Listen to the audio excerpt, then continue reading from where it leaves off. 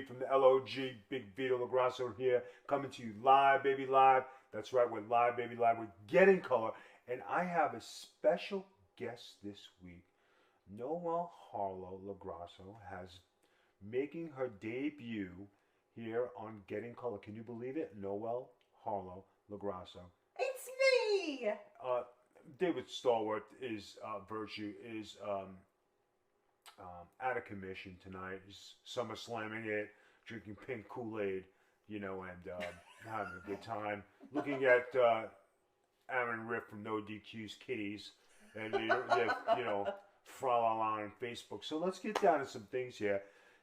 Noel, have you been keeping up with what's going on in the wrestling world? Because this is a wrestling show. But I'm going to give you some context. So, like this week on AWE.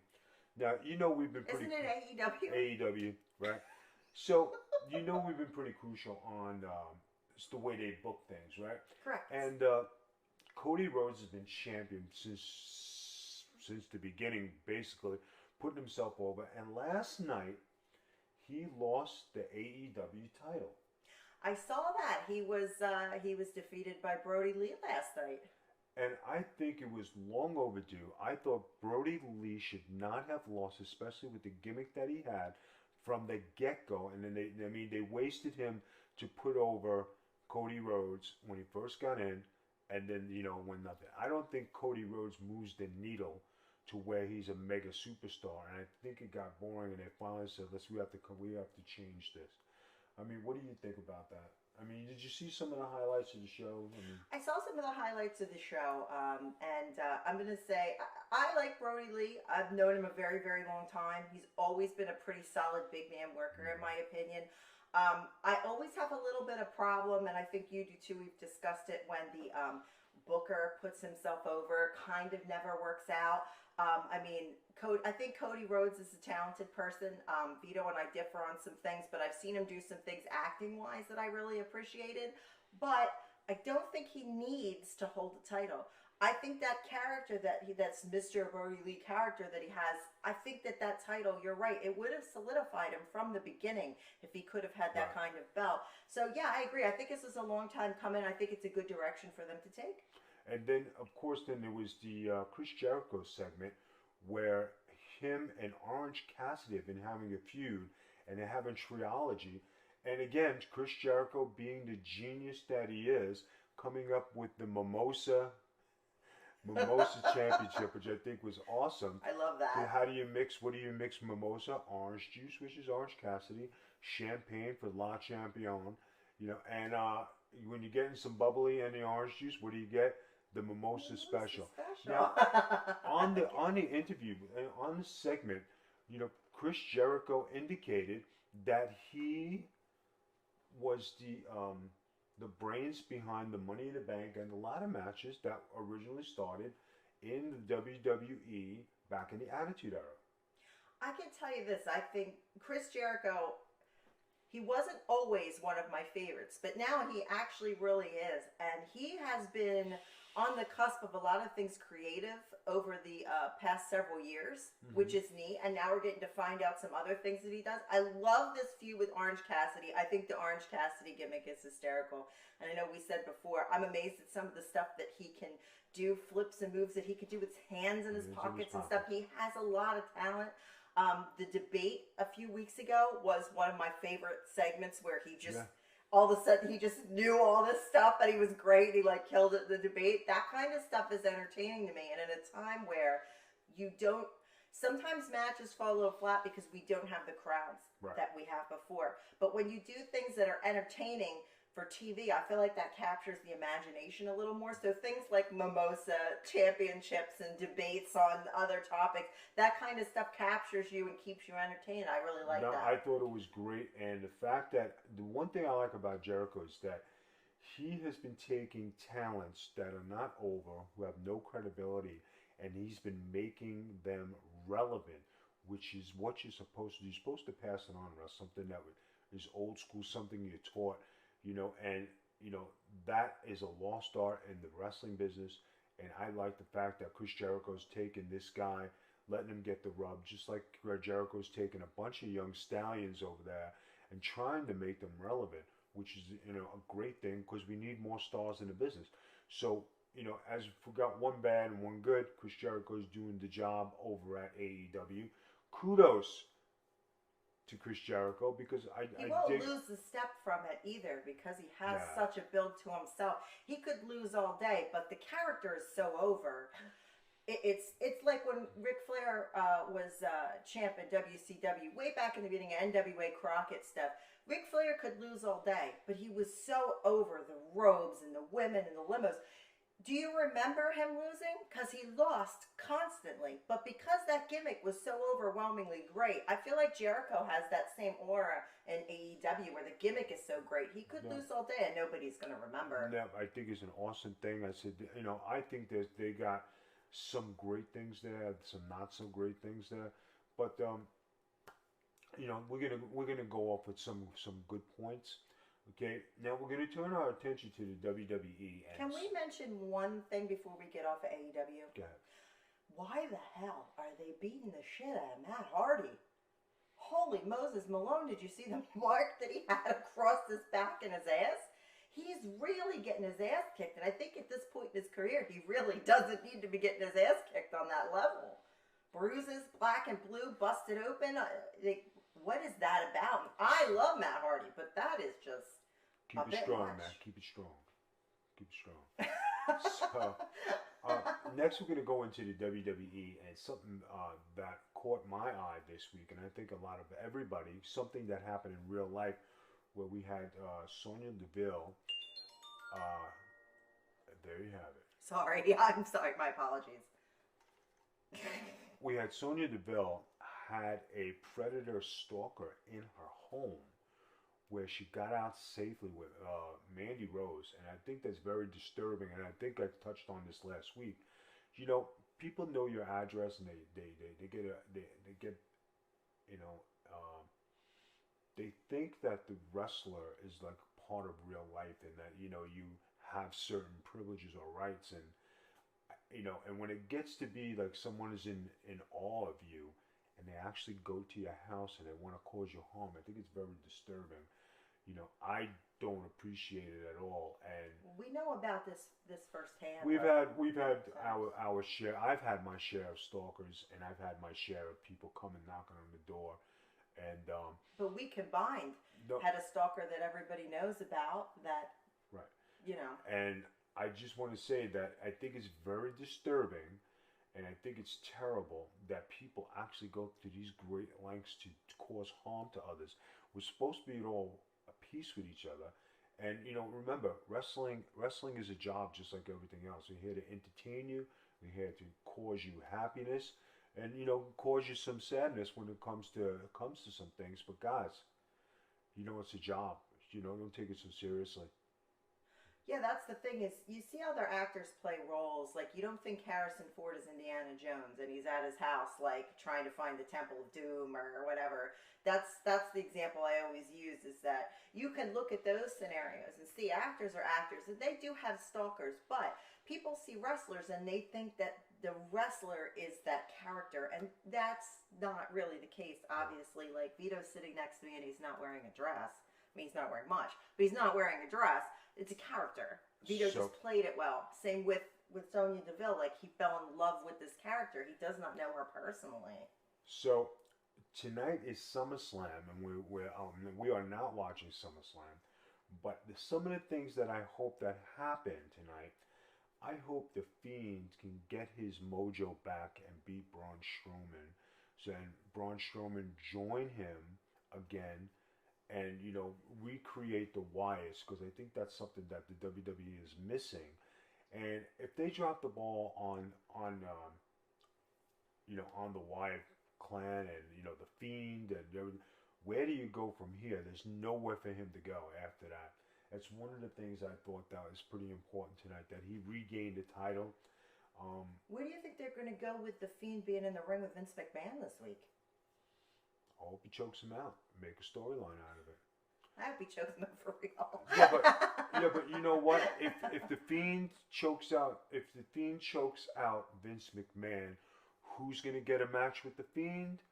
Shane O'Mac. Because Shane O'Mac is back on TV. So, and that could be a WrestleMania moment, The Fiend against Shane O'Mac. And tonight is Renee Young's last night with the WWE. That was another great story here that Renee Young actually put in her notice. She got tired of the WWE. She wants to go do a thing. I bet dollars to donuts that she is going to AEW. And she's going to be working over there. And I think if she goes over there, goes on the announced team, I think that is going to be one of the greatest additions they could make to make them a better commodity and to add to their commentary team. I think that's going to be awesome. Yeah, I think that they could use somebody like Renee Young. They're a company that has a woman that's an executive, and women are definitely making some progress from when I was wrestling. It's a huge leap and a bound. I think that they could really use a woman up there to do commentary. I liked Renee Young on commentary. I thought it added something a little different. I think that she'd be really good. She's a great personality. I feel really sad at all the stuff John Moxley just put out about her having the coronavirus and what had happened, and she had gotten really sick. He moved to sleeping on the couch, and he was terrified because he could hear her coughing, and he was scared to death that something was happening to her. He said she had a mild case. I feel really bad the way the WWE kind of brushed her off and got pissed that she said something. I think she made a good career move. I really do. I think that her going over to AEW and getting out, what's sad, people. Okay, and this is the truth. You wait your whole career to go to the WWE or the WWF, and this is what you work for. When you get there, it's not what you think, and it's sad because you see so many people begging to get out, and everybody looking to get freedom from there. And it used to be a place where you usually think, "Wow, I made it to the big." It is the biggest show on earth. It is the top-rated show. It is the best wrestling. It's been all around forever. Everybody, loses to the WWE. But when you have so many people that are unhappy and so many people that are, their dreams are crushed because of the work environment, I think that makes it a terrible thing. And it's not supposed to be that. It's sad. I hope that it can change. And when you lose a talent like Renee Young, who's just an announcer, that's pretty big for them because their announce team is. They're talking Smack Show. They brought back without her just the week that she left. It was almost like it was a shot to her. I think that's kind of shitty. I'm sorry, I do. I think that's really shitty. I think WWE drops the ball with a lot of people like that. And I think that they push some people that I don't think they should push. Can we talk a little bit? I know it's controversial, but last night on Twitter during the NXT show, which, by the way, I don't know what Killer Cross goes by on WWE, but that gimmick is amazing. His entrance is great. But the thing that was trending top all night during the show was Fire Velvetine Dream. And Triple H blew it off. Now, the victim, because there was allegations, we always say allegations, right. There was allegations that he had sent inappropriate messages to underage individuals. I don't want to say who or whatever, because that's not something we want to put out there in the world. That's their business. But he came back. Triple H said, oh, well, the only reason he wasn't here is because he was in a car accident, and he finally got cleared. We don't think these allegations are any merit at all, and here he is. Now, the victim of the allegations came out this week and said, WWE never spoke to me. So how could you do an investigation if you don't speak to any of the victims? None of the victims were spoken to by WWE. When it trended last night, people were posting it on Triple H's Twitter, back to him, tweeting it. It trended top, and Triple H said, we already did an investigation. We're not going to talk about it any further.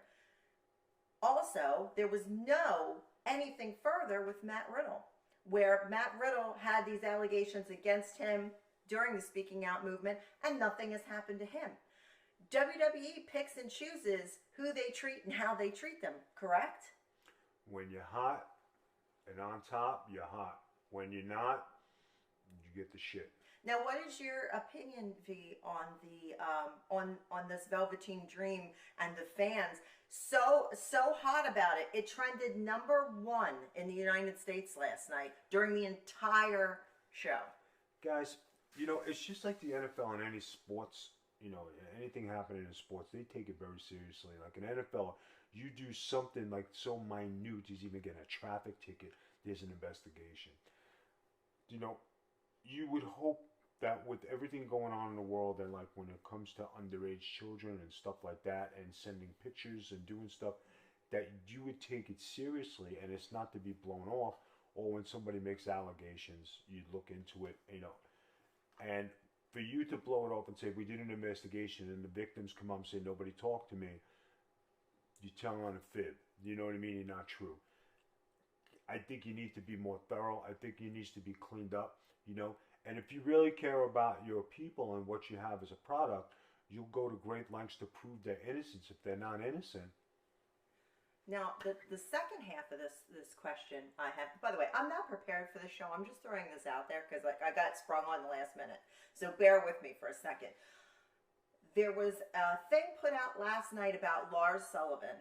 Right. And the whole Mitch Bennett video, right? And they said, oh, the WWE is tossing around. They don't know what to do with him. It's a difficult situation. Here's what I present to you. Why is that a difficult situation when a man got paid to do a video in his past that has nothing to do with this wrestling now? But you have people that have been accused of rape. You have people that have been accused pedophiles. You have people that did other things in their past, and it's okay to use them after an investigation. But a man did something legal in his past. You hired him and didn't research it. You paid him. Why is it so difficult to bring him back, but you can put on these alleged rapists and pedophiles without anything? That's a very good point, and I would like to say, elaborate on this. I think the WWE should bring back Lars Sullivan, put him in the biker outfit like in the Blue Oyster, and let him be a kick-ass son of a bitch. I don't think that they would do that, only because of the times we live in, where that would be, but they should do something where they let him be a badass gay guy. Like, why wouldn't you? Why is that so different? You have Velvetine Dream, who's kind of that androgynous-y prince, kind of a, you don't know what he is, or what it is. Okay, so you can do that, and you have, guys in AEW, like Sonny Kiss comes out, and these guys are amazing workers. I think Velveteen Dream's an amazing worker. Aside from what he did, I can't support that. I can't support him. But why can't you bring Lars Sullivan out and be, all right, so what? He did a gay video. He's a badass gay guy. What's the point? Adrian Adonis was a badass gay guy. And, like, we're not saying, please understand that we have I have a gay daughter, gay stepchild. Please understand that we're not saying it to be like, oh, this or that. We support the community 100%. But we don't understand why WWE is making such an issue about that while not making an issue about actual crimes committed. Like, that makes no sense to me. No. That makes no sense. Some things you just need to take out of the equation, and you just need to go with things, and some people just don't think.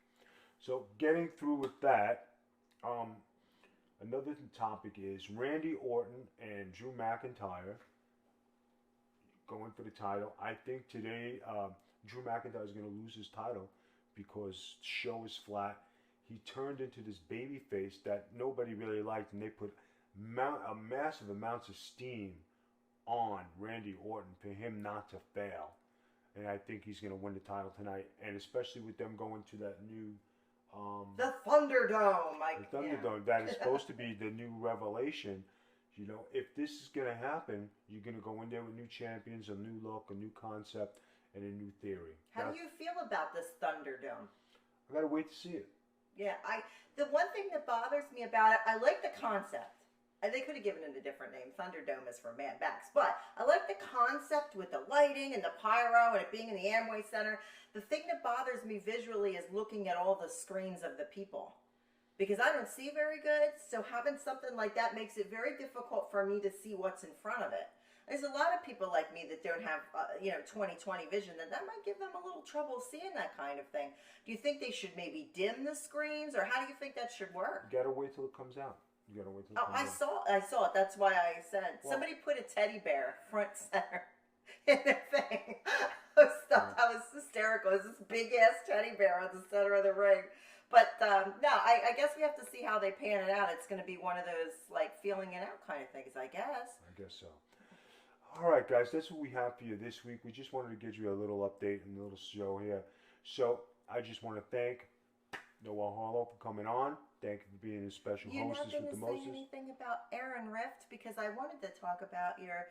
I hear all these things back and forth about you challenging Aaron Rift and his pizza and Aaron Rift and his kitties, and I just gave you big Aaron Rift kitty information today. No, I'm not going to plug Aaron Rift on my show. This is the first time on the show. I want to know what this heat is with you and Virtue and Aaron Rift. I want to know what you guys are always arguing about. I like Aaron Rift. I don't know what you guys are. Aaron is in love, and he posts pictures with his girlfriend in these retreats, and he's putting flowers and waterfalls and I all saw he posted a picture of a little bunny today. Right. So it's disgusting. It's garbage. He forgot where he came from. You know. Where did he come from? He used to be one of the guys. The guys. But I tipped you off about his kitty show online. Kitty, like Meow Kitty? No, because people are going to run over there. Hey, Aaron, what's going on? Vito said this. No rub. Sorry. No rub for him? All right, guys. That's it. That's a great segment. Make sure, guys, that you click the subscribe button down below here because you know what? If you have Amazon Prime, it's free. And I know you're watching this on Twitch. And if you're listening on a Big Vito brand audio, go to twitch.tv/The Big Vito brand where you can subscribe. Again, it's free if you have Amazon Prime. Also, too, if you go to Anchor FM, it lets you donate or support the Big Vito brand. So you can go ahead and do that as well. Also, check us out on social media under the Big Vito brand. So you never do that to the show. You gotta put your products out all right, there. that's why we got you on this week. All right? You could be the new Renee Young. All right, there you go. She's way better than me. All right, guys, that's it. That's a wrap. This is the Big Vito brand coming to you live, baby, live, and we're signing off. You gotta give the peace sign now. I usually go, bye-bye.